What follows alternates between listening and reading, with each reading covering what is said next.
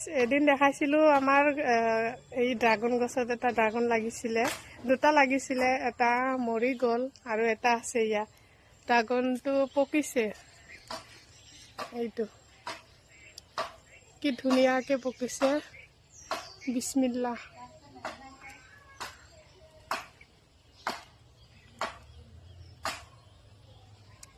Guys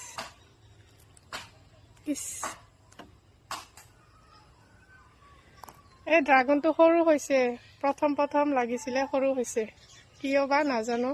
সাৰ sir একো দিয়া নাছিলোঁ গছডালত। কিমান ধুনীয়া চব।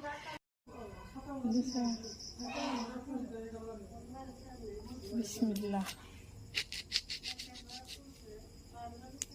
মাশাআল্লাহ, চাওক মোৰ ড্ৰাগন ফলটো কিমান ধুনীয়া কালাৰ হৈছে, একদম ৰঙা, আৰু এইটো খাবলৈও বহুত মিঠা হয়। আমি একো সাৰ ব্যৱহাৰ কৰা নাই, ঘৰুৱা পদ্ধতি হিচাপে আমি গছপুলি ৰুইছোঁ।